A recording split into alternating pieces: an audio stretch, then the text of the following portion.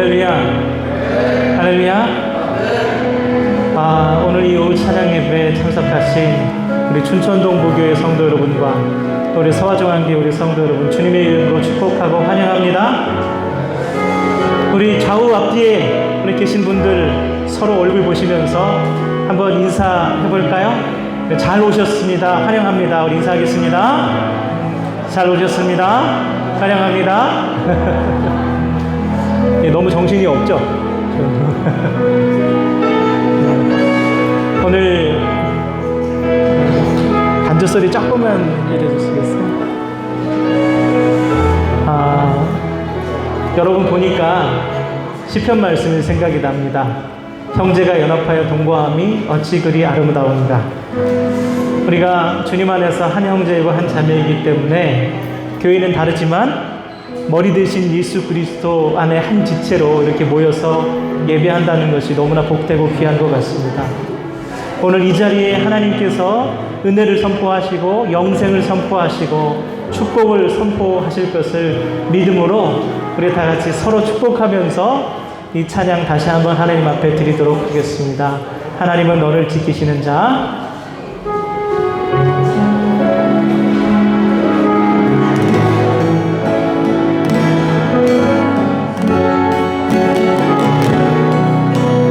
하나님은 너를 지키시는 자. 하나님은 너를 지키시는 자. 너의 우편을 그들이신 낮의 해와 밤의 달도 너를 잃지 못하리. 너를 잃지 못하리. 하나님은 너를 지키시는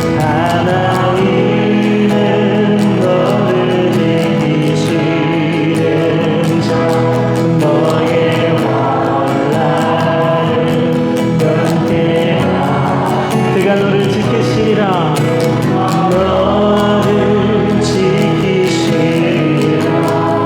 너를 지키시리라. 너의 출입을 지키시리라. 눈을 들어 살거라. 눈을 들어 살거라. 너의 돈 어디서나 천지 지으신 너를 만드신 여호와께로다. 여호와께로다. 눈을 들어 살거라. 눈을 들어 살거라. 너의 돈 어디서나 천지 지으신 너를 만드신 여호와께로다. 여호와께로다. 천지 지으신 너를 만드신 여호와께로다.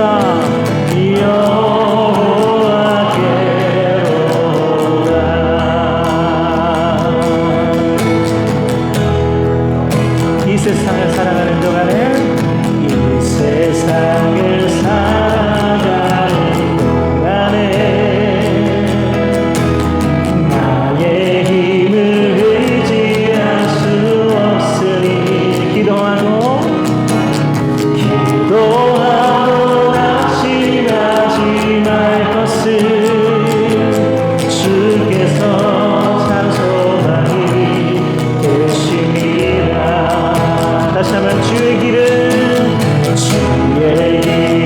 걸어가는 동안에 세상에 의지할 수 없으니 감사하고 낙심하지 말 것을 주께서 참 기쁨이 되심이. 아멘.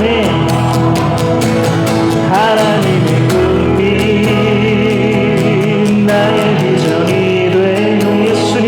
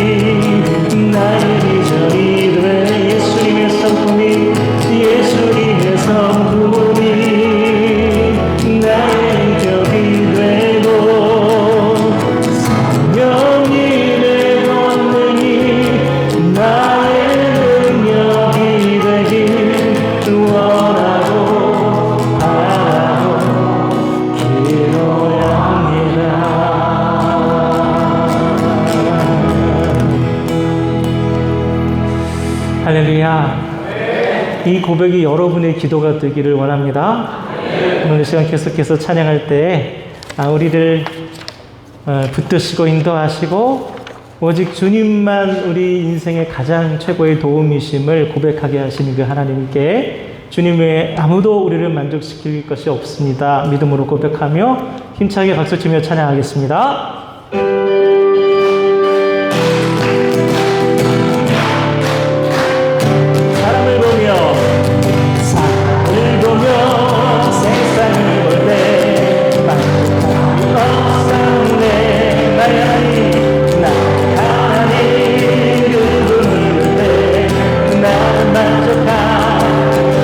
사람을 보며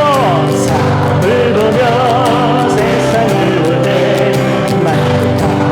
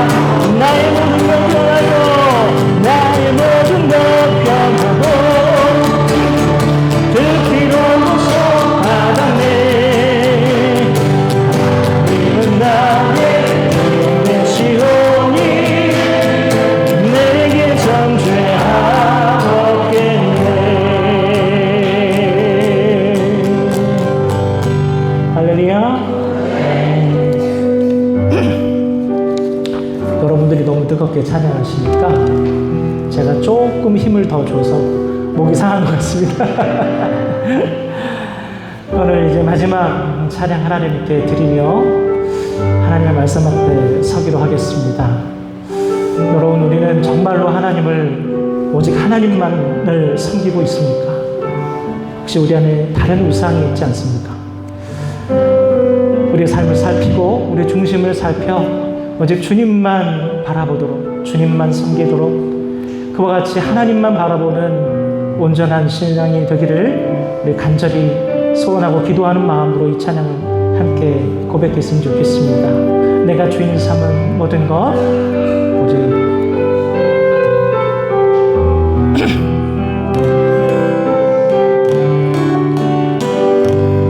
내가 주인 삼은 모든 것 내려놓고 주 대신 주 앞에 나가 사랑했던 모든 것 내려놓고 주님만 사랑해. 내가 주인 삼은 모든 것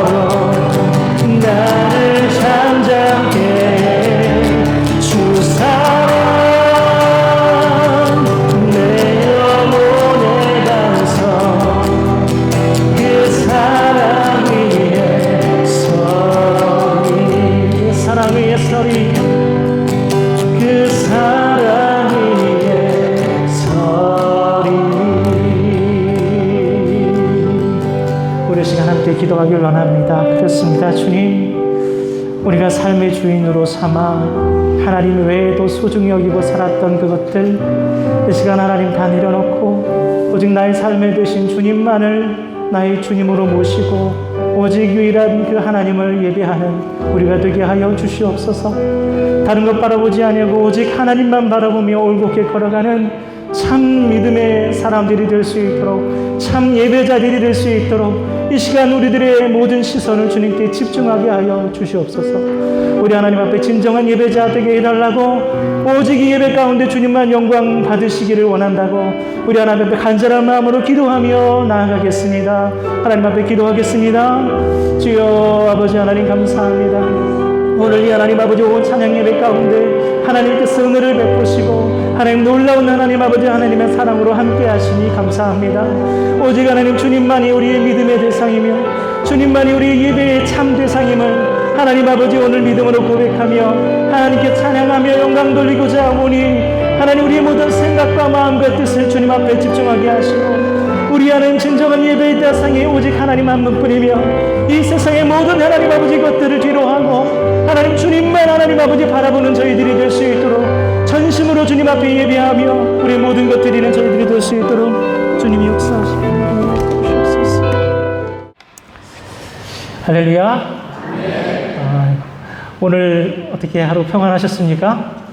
이 거룩한 주일 예배를 드리시고 또 먼 길을 차를 타고 여기까지 오셔서 또 함께 예배하러 오신 우리 성도 여러분, 또 우리 그 성도 여러분을 기대를 가지고 함께 예배하면 얼마나 좋을까라는 마음의 기대를 가지고 우리 지금까지 기다리신 우리 서화중앙교회 성도 여러분, 우리 모든 성도 여러분 주님의 이름으로 축복하고 환영합니다. 우리 좌우 앞뒤 계신 분들을 한번 바라보시면서 따뜻한 표정으로, 인상 쓰지 마시고 따뜻한 표정으로 우리 잘 오셨습니다, 환영합니다 한번 인사하겠습니다. 잘 오셨습니다, 환영합니다. 예, 평소에도 우리 전이 이렇게 찼으면 좋겠다라는 생각이 드네요. 예. 우리 춘천동부교회에서 연락을 받고 우리 예배에 함께 드리고 싶다라는 말씀을 듣고 참 기뻤습니다. 하나님께서 이렇게 우리가 교회가 하나 된다는 사실을 늘 확인시켜 주시는구나. 그리고 하나 되어 하나님께 예배 드릴 때 주시는 복을 우리 교회에도 허락해 주시는구나 라는 생각 때문에 너무 가슴이 벅찼고 감사했고 그랬습니다. 우리 춘천동부교회 김한호 목사님께 감사의 말씀을 드리고 또 오늘 이 먼 곳까지 우리 인솔에서 오신 우리 정찬영 목사님께 감사를 드리고 또 장로님, 기도해 주신 장로님과 또 함께 참석해 주신 모든 성도, 춘천동부교회 성도 여러분에게 감사를 드립니다. 우리 모두 또 우리 서화중앙교회 우리 성도 여러분 오후까지 함께 하셔서 이렇게 예배 드리고 또 손님 맞아주셔서 또 감사합니다. 우리 다 같이 서로에게 감사하다고 또 하나님께 영광의 박수 한번 드리겠습니다.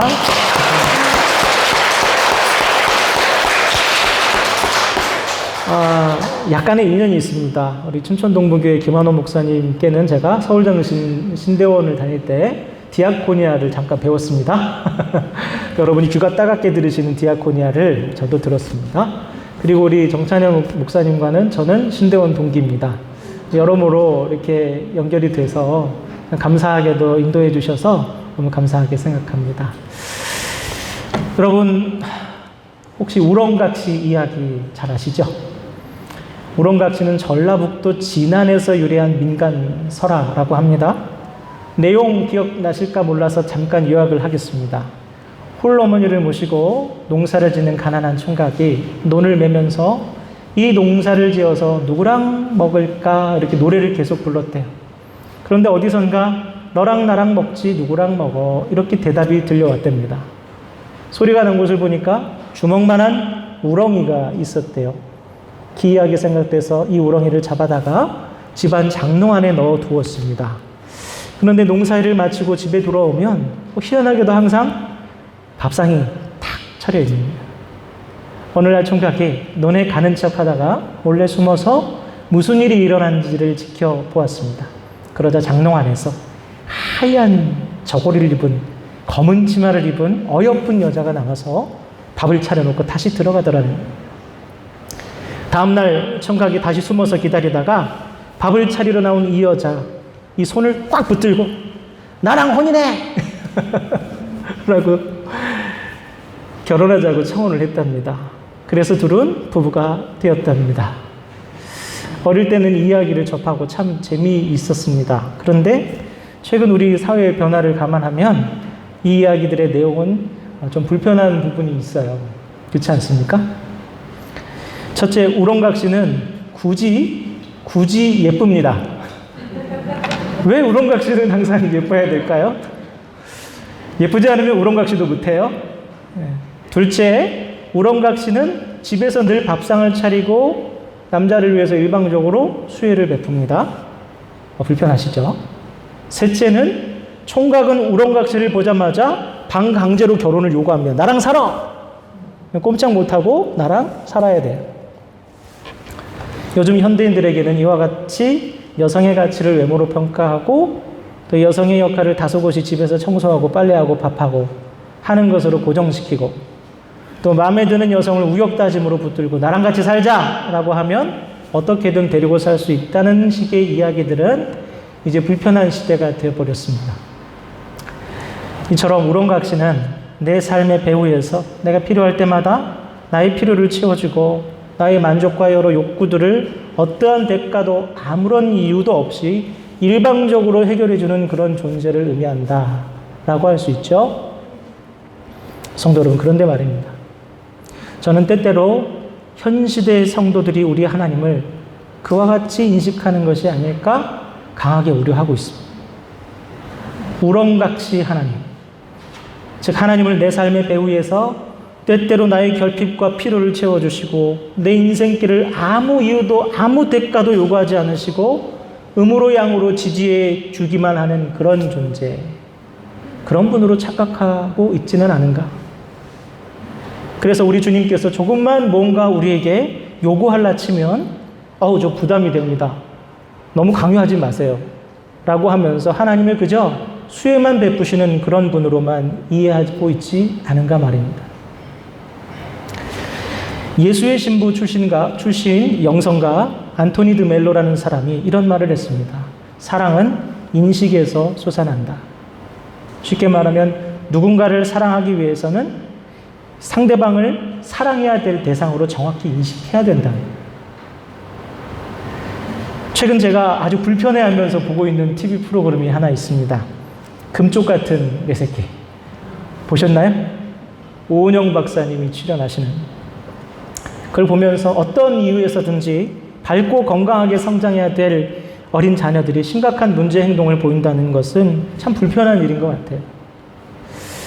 아이들이 부모에게, 특히 자신에게 너무나 헌신적인 엄마나 할머니에게 굉장히 심한 공격성을 보이는 모습을 보면서 TV를 차라리 끄고 싶더라고요. 돌려버리고 싶더라고요. 여러분, 아이는 자기가 어떻게 하든 그저 헌신적이기만 한 엄마나 할머니, 우렁각시 그 이상도 그 이하도 아니라고 인식하는 것 같습니다. 즉 자기가 존중하고 사랑해야 될 대상이 아니라 자신을 어떤 경우에든 일방적으로 사랑할 대상으로만 인식합니다. 아이에게는 자기에게 무슨 일이 있어도 매달리는 저 나이든 여성들은 자기가 사랑할 대상이 아니에요. 사랑을 주지 않거나 만족을 채워주지 않았을 때 분노하고 징벌해야 될 대상으로 인식하는 거예요. 왜 나한테 사랑 안 줘? 왜 엄마는 나한테 그렇게 해야 돼?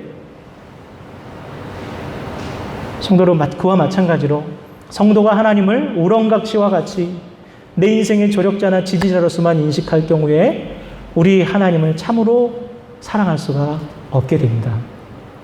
내가 원하는 모습의 하나님, 내가 만족하는 그 하나님은 대부분 진짜 하나님이 아니에요. 정확히 말하면 하나님은 그저 상상 속의 우렁각시 우상에 불과합니다.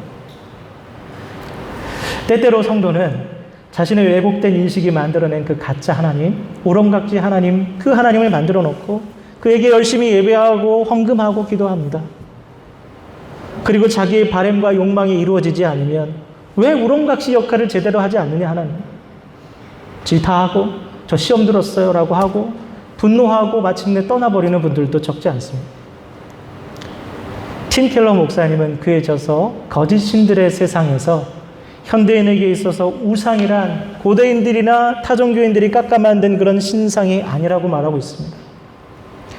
현대인의 우상은 바로 나의 바람과 욕망을 이루어 주었으면 하는 대상이 바로 현대인의 우상입니다. 그래서 하나님을 섬기는 성도들도 얼마든지 우상을 섬길 수 있는 겁니다. 즉 하나님을 마치 나를 위해 존재하는 분으로 우렁각시처럼 인식할 때 교회를 다니고 하나님께 예배드리지만 그것은 우상 숭배와 다를 바가 없다는 말씀입니다. 하나님을 위한 내가 아닌 나를 위한 하나님이 될 때 그 하나님이 바로 우상이 되는 것입니다. 사랑하는 성도 여러분, 이제 오늘 여러분이 저와 함께 묵상할 본문 예레미야 23장 23절에서 32절의 이 말씀은 그와 같이 그릇된 하나님의 인식에 대한 진짜 하나님의 질타가 담긴 그 말씀입니다. 무엇보다도 이 말씀들을 함께 묵상하시면서 혹여 여러분과 제가 가지고 있을지 모를 그 왜곡되고 그릇된 하나님 인식에서 벗어나기를 소원합니다. 참된 하나님에 대한 바른 인식을 가지게 되시기를 소원합니다. 또 그를 통해서 하나님을 우렁각시가 아니라 진정으로 나의 마음과 뜻과 정성을 다해 사랑할 대상으로 여기게 되시기를 주님의 이름으로 축복합니다. 자, 먼저 23절에서 24절 말씀을 함께 읽어볼까요? 읽겠습니다. 여호와의 말씀이니라. 나는 가까운 데 있는 하나님이요 먼 데 있는 하나님은 아니냐. 여호와의 말씀이니라. 사람이 내게 보이지 아니하려고 누가 자신을 은밀한 곳에 숨길 수 있겠느냐. 여호와가 말하노라. 나는 천지에 충만하지 아니하냐. 아멘. 앞서 예레미야 21장부터 24장의 말씀 내용은 유다의 지도자들, 특히 왕들과 선지자들의 문제점과 그에 대한 하나님의 엄중한 심판, 비판을 다루고 있습니다. 당시 소위 하나님이 택한 제사장 나라라는 유다 왕국의 왕들과 다수의 선지자들이 가진 하나님 인식은 진짜 하나님과는 너무나 괴리가 있었어요. 23절은 말씀 상반절을 보면 그들의 하나님 인식은 가까운 데 있는 하나님이다. 이렇게 되어 있습니다. 이 가까운 데 있는 하나님이라는 이 말은 하나님께서 항상 자신들이 거주하고 있는 예루살렘에 있는 그 성전에 계신다라는 뜻입니다. 즉 하나님이 어떤 일이 있어도 성전을 떠나지 않으시고 자기들을 절대로 떠나지 않으시고 지켜주신다는 거예요. 사무엘하 7장 말씀을 보면 하나님께서 다윗과 더불어 하신 약속이 하나 나타나 있습니다. 그 약속이 무엇일까요? 함께 읽어볼까요? 읽겠습니다.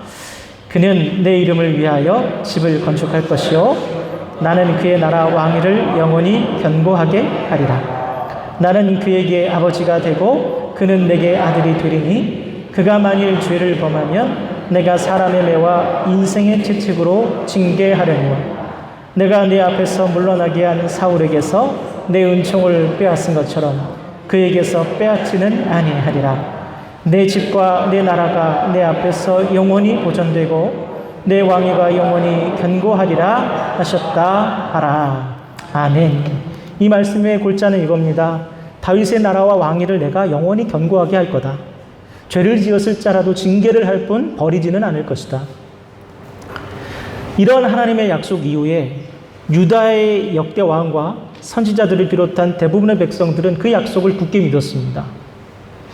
그래서 시온은 결코 망하지 않는다. 그 유대인들의 오늘날 그와 같은 생각이 시오니즘이라고 합니다. 이 시오니즘의 근원이 바로 이 말씀에서 비롯된 거예요. 그러나 하나님께서 오늘 예레미야 본문에서 그러한 그들의 하나님 인식의 정면으로 반박하십니다. 너희는 정말로 내가 성전 안에만 있다고 생각하느냐? 아니, 나는 천지에 충만하다. 나는 너희가 만든 그 한량한 성전에 갇혀서 너희가 무슨 짓을 하든 너희들의 후견인이 되어지고 항상 승리를 보장해야만 하는 그런 존재가 아니다. 아직도 내가 누구인지 모르겠느냐? 나는 천지를 창조한 만군의 여호와 너희의 주 하나님이다. 장롱 속에 갇혀 있다가 필요할 때 밥상 차려주고 외로움 달래주고 만족 채워주는 우렁각시와 같이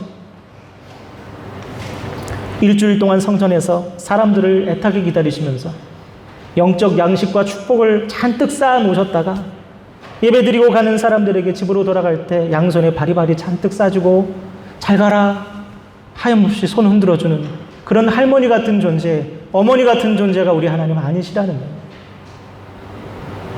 그런 하나님이시기를 거부하신다는 거예요. 성도 여러분, 오늘도 우리 하나님 그분은 어제나 오늘이나 동일하신 우리의 창조주이십니다. 천지에 충만하셔요. 언젠가 거룩한 보좌 앞에서 초라하게 서 있을 우리 인간들의 삶의 무게를 저울로 달아 심판하실 심판주이십니다. 때문에 성도 여러분, 하나님은 그저 우리 일상에 소소하게 나를 돕고 구분기를 평탄하게 하시고 인생의 길목에서 어렵고 힘들 때마다 위로하시고 지지하시는 우렁각시 하나님이 되시기를 거절하십니다. 그분은 우리 인생의 조력자나 지지자가 객이 아닌 우리 인생의 주인이자 주님이십니다. 성도 여러분, 그분을 여러분과 저의 장롱 속에 가두지 마시기 바랍니다. 그분은 내 신념보다, 경험보다, 전통보다, 습관보다, 그 어떤 나의 지식보다 크신 분이고, 그 누구도 하나님을 온전히 이해했다거나 혹은 그분은 우리만의 하나님, 나만의 하나님이라 그렇게 감히 독점할 수 없는 크고 광대한 하나님이심을 기억하시기 바랍니다. 사랑하는 성도 여러분, 오직 이와 같이 하나님께 대한 바른 인식으로 우리로 하여금 하나님을 바르게 섬기게 하며 온전히 사랑하게 하며 거룩하게 예배하게 할 수 있음을 여러분 기억하시고 우렁각시가 아닌 참 하나님을 온전히 섬기시는 저와 여러분 되기를 주님의 이름으로 축복합니다.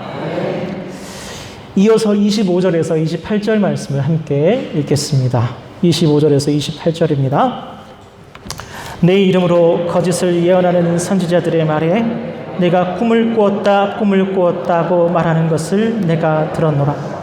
거짓을 예언하는 선지자들이 언제까지 이 마음을 품겠느냐?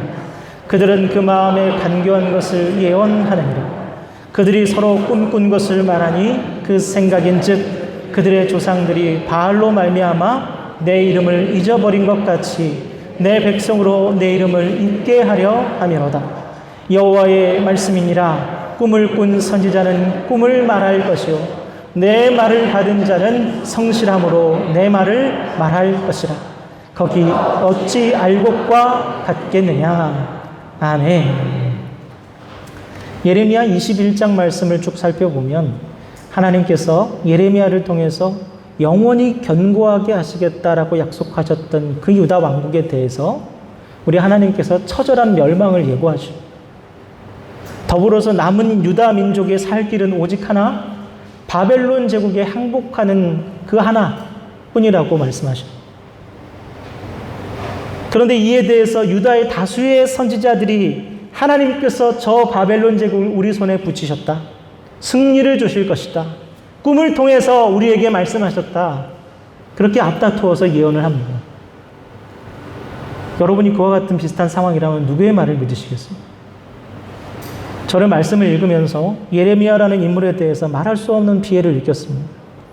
예레미야라고 어찌 희망을 말하고 싶지 않았겠습니까? 예레미야라고 해서 저 무도한 이방인들이 그 창칼 앞에 그렇게 무력하게 굴복하고 싶었겠습니까? 그라고 해서 도대체 너는 유다 백성이 누구 편을 드느냐? 그를 반역자로 바라보는 그 취급을 받고 싶었겠습니까? 그러나 그런 비난 속에서도 고통 속에서도 그가 그렇게 전할 수밖에 없었던 이유는 바로 그것이 진짜 하나님의 엄중한 말씀이었기 때문입니다. 예레미야 21장 4절에서 6절 말씀을 읽어볼까요? 읽겠습니다.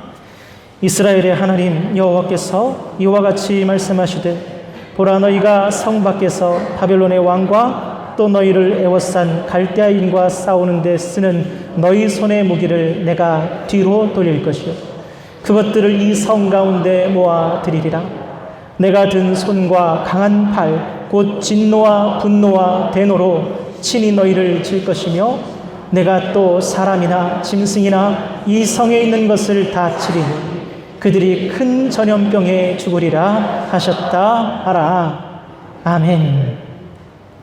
말씀을 보십시오. 하나님께서 단순히 바벨론이 유다 왕국을 멸망시키도록 방관하시는 그런 모양새도 아닙니다. 너희 손의 무기를 내가 뒤로 숨길 것이고 내가 든 손과 이 강한 팔로 친히 내가 너희들을 칠 것이다. 하나님께서 직접 유다 왕국의 적이 되셔서 전사처럼 바벨론의 편에 서셔서 심판의 칼을 휘두를 것이다. 이게 하나님 말씀입니다. 이렇게 하나님께서 직접 칼을 휘두르시겠다고 하셨는데 도대체 어느 하나님이 또 있어서 그들을 보호하시고 승리를 주신다라고 예언을 하는 거냐? 성도 여러분, 예레미야든 선지자들이든 둘 중 하나는 망상이 아니겠습니까? 그렇다면 누가 망상이며 왜 망상입니까? 고대로부터 하나님께서는 종종 당신의 사람들에게 꿈을 통해서 뜻을 전달하셨습니다. 아브라함이 그랬고, 야곱이 그랬고, 요셉이 그랬죠. 다니엘이 그랬습니다. 그러다 보니까 오늘날 성경을 읽는 우리는 굉장히 이 하나님의 뜻을 전달하는, 꿈을 통해서 전달하는 방법이 보편적인 방법인 줄 착각합니다. 그렇지 않습니다. 하나님께서 꿈을 통해 메시지를 전달하시는 경우는 매우 드물고요. 서로 전달하시더라도 아주 명확하고 명쾌하게 전달하세요. 몇 번이든 반복해서 메시지를 확인하도록 하십니다. 왜 그렇습니까, 여러분? 하나님께서 이스라엘 백성들에게 율법을 주신 이후로는 사사로이 계시를 남발하지 않으세요. 우리에게 이 성경이 있는 이후로 하나님께서 꿈을 통해서 메시지를 전하시는 경우는 거의 없어요. 가끔 성도들이 꿈 얘기하면서 하나님이 이렇게 저렇게 말씀하시더라 라고 하시는데 조심하셔야 돼요. 그렇다면 유다 선지자들이 그 꿈의 정체는 무엇일까? 그들에게 말씀하셨다는 그 하나님은 도대체 누구실까? 오늘 본문 말씀에 하나님께서는 아주 직접적으로 나는 말한 적이 없다 라고 말씀하십니다. 주셨어야 될 분이 안 주셨다는데 도대체 누가 어떻게 받았다는 거예요? 하나님께서는 그들의 꿈이 어디에서 비롯되었는지에 대해서 분명히 말씀을 통해서 지적하고 계십니다. 26절 말씀을 한번 볼까요? 26절입니다. 시작. 거짓을 예언하는 선지자들이 언제까지 이 마음을 품겠느냐? 그들은 그 마음에 간교한 것을 예언하느니라. 아멘. 어디서 온다고요, 여러분? 하나님께서 거짓을 예언하는 그 선지자들의 꿈은 사실 그들의 간교한 마음이 반영된 투사된 망상일 뿐이라고 단호하게 말씀하십니다. 팀 켈러 목사님은 우상은 사람들의 상상을 사로잡기 때문에 우리 자신의 꿈을, 백일봉을 들여다보면 우리의 우상들을 찾을 수 있다. 그렇게 말하고 있습니다. 즉, 꿈은 우리의 억눌린 욕구가 드러나는 곳이기 때문에 잘 됐으면 좋겠다. 성공했으면 좋겠다. 합격했으면 좋겠다. 로또 맞았으면 좋겠다. 이런 기대나 바람들이 우리가 가진 신앙의 이미지와 결합되면서 마치 하나님께서 주신 메시지처럼, 하나님이 꿈에서 우리에게 말씀하신 것처럼 그렇게 나타납니다. 거짓 선지자들은 그렇게 자신들의 간교한 욕망과 바람이 투영된 꿈을 하나님 말씀이라고 주장하면서 예레미야를 통해서 주신 진짜 하나님의 말씀을 대적합니다. 그들이 섬기는 짝퉁 하나님이 진짜 하나님을 이겨먹으려고 하는 거예요. 여러분, 혹시 우리는 그렇지 않습니까? 우리가 잘못 섬기는 그 하나님이 진정한 하나님 신앙을 이겨먹으려고 하지 않는. 오늘날 이런 짝퉁 하나님의 메시지가 너무 남발되고 있습니다. 강단에서, 광장에서, SNS에서 무차별적으로 하나님의 뜻이라고 하면서 남발되고 있는 메시지들로 인해서 수많은 사람들이 혼돈 속에 빠져듭니다. 특히 자연재해나 질병이 어느 민족, 종교, 인종을 향한 하나님의 심판이라고 궤변을 일삼는 사람들이 있어요. 하나님께서 어느 정치 진영의 편이라고 얘기하시는 말도 안 되는 메시지를 선포하시는 분도 계십니다. 하나님께서 분노하십니다. 하나님께서 경고하십니다. 꿈을 꾼 선지자는 꿈을 말할 것이요, 내 말을 받은 자는 성실함으로 내 말을 말할 것이라. 자신의 신념과 욕구와 기대로 얼룩진 그 망상을 하나님 말씀으로 덧입혀서 짝퉁 하나님을 섬기게 하거나, 진정한 회개 없이 오직 믿으면 잘 될 것이다, 긍정의 힘이다, 족보도 없는 번영신학을 외침으로 우리 하나님을 우렁각시로 만들어버리는 그런 강단은 하나님의 심판 아래에 있는 줄 믿으시기 바랍니다. 사랑하는 성도 여러분, 저와 여러분 모두는 진짜 하나님의 말씀을 받고 알고 있습니다. 그러니 오직 성실함과 순전함으로 그분의 참된 말씀을 받으시고 왜곡함이 없이, 간교한 자기 합리화 없이 믿음으로 순종하며 살아내시기를 주님의 이름으로 간절히 축복합니다. 마지막으로 우리가 짚고 넘어가야 할 것은, 그렇다면 하나님께서는 왜 유다 왕국에 그토록 분노하셨는가입니다. 유다 왕국은 왜 멸망했을까요? 성도 여러분, 유다 멸망의 저변에는 사회적 약자에 대한 횡포가 있습니다. 성공의 사제인 본 로버츠는 말하기를 인간은 창조의 꽃이다라고 했어요. 인간 사회를 기준으로 한 빈부귀천과 상관없이 우리의 하나님께서 지으신 모든 인간은 하나님 앞에 존귀하고 특별합니다. 여러분 믿으십니까? 우리 춘천동부교회가 주력으로 삼는 사역의 방향성이 디아코니아. 여러분 그 디아코니아의 가장 베이스가 되는 핵심 메시지가 바로 이겁니다. 모든 사람은 하나님 앞에 존귀하고 특별하다. 불쌍해서 나보다 못해서 일방적으로 시혜를 베푸는 것이 아니라 그가 존귀하고 특별하기 때문에 그를 위해서 섬기는 것. 이게 디아코니아의 진정한 정신입니다. 여러분 혹시 우리 서아중앙교회 어렵다고 해서 오셨습니까? 그렇지 않으셔도 됩니다. 어렵지 않습니다. 여기도 하나님 계시고 하나님께서 역사하십니다. 그냥 저희를 하나님께서 택하신 특별하고 존귀한 교회라고 인식해 주시고 중보해 주시면 됩니다.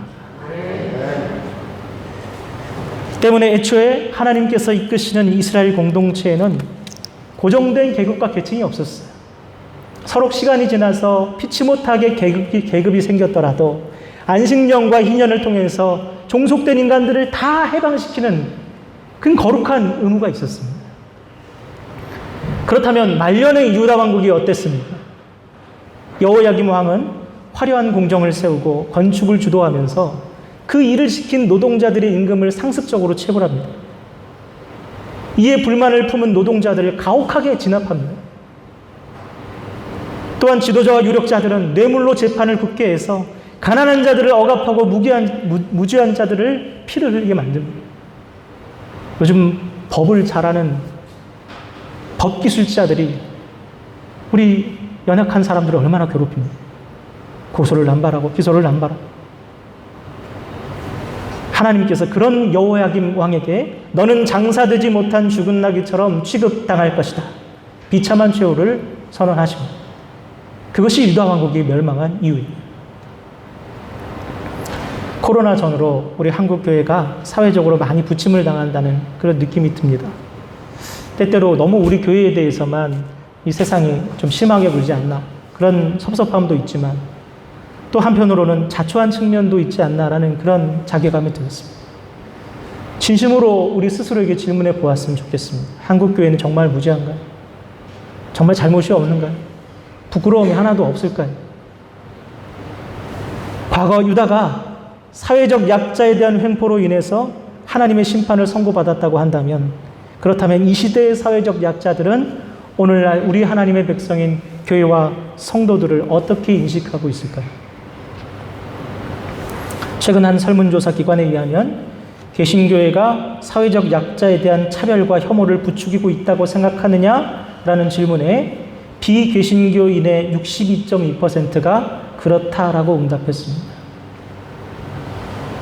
물론 이 설문조사에는 동성애 같은 민감한 문제가 있기도 합니다. 그러나 그것을 감안하더라도 중요한 것은 이 사회에서 과거 우리 기독교 핍박받는 공동체였지만 이제는 행세께나 하는 기득권 세력으로 인식된다는 뜻입니다. 성도 여러분, 기독교 2000년 역사 이래 기독교가 행세께나 하게 된 이후로는 늘 내리막길을 걸었습니다. 그것이 하나님의 법칙이에요. 그래서 주님께서 당신의 제자들에게 그토록 입이 닳도록 섬겨라, 디아코니아, 낮아지라, 종이 되라, 발을 씻기라, 우리에게 말씀하신 겁니다. 한국교회는 오랫동안 가짜 비전에 시달렸습니다. 기독교 승리주의. 예수 믿는 사람이 정제계에 진출하면 이 세상이 나아질 것이다. 그러니 꼬리가 되지 말고 머리가 되라. 도대체 어떤 하나님이 말씀하신 말씀입니까? 섬기러 세상을 오셨다는 그 예수님이 참 안쓰럽고 외롭지 않으시겠습니까? 그 또한 우리가 버려야 될 우렁각시 하나님을 여러분 기억하시기 바랍니다. 말씀 마치겠습니다. 사랑하는 성도 여러분, 여러분의 장롱 속에 있는 그 우렁각시 하나님, 이제 꺼내서 내다 버리시기 바랍니다. 나를 돕고 지지해주고 묻지도 따지지도 않고 베푸시는 그 하나님, 그런 하나님 같은 것 없다. 오직 마음과 뜻과 정성을 다해 사랑해야 하고 경외해야 하고 순종해야 하는 하나님만 계시다. 주님이 주 되시고 나의 계기됨을 회복하는 것, 우리의 원래 자리를 찾아가는 것, 그것이 예배이고 그것이 은혜이고 그것이 성도의 참된 복임을 믿으시는 저와 여러분 되기를 주님의 이름으로 간절히 축원합니다. 기도하겠습니다. 하나님 아버지 감사합니다. 오늘 예배를 통해서 또 말씀을 통해서 참 하나님의 모습이 어떤지를 제대로 인식할 수 있게 해주심이 감사합니다. 우렁각시 같은 하나님을 내다버리고 오직 우리의 참된 예배의 대상이 되시고 주인이 되시는 하나님을 회복할 수 있도록 주님 인도하여 주시옵소서. 그와 같이 참된 주님을 섬기는 참된 성도로 이 땅에서 예수님의 선한 가치인 섬김의 도를 온전히 전하는 저희가 될 수 있도록 인도하여 주시옵소서. 예수님의 이름으로 기도드립니다. 아멘.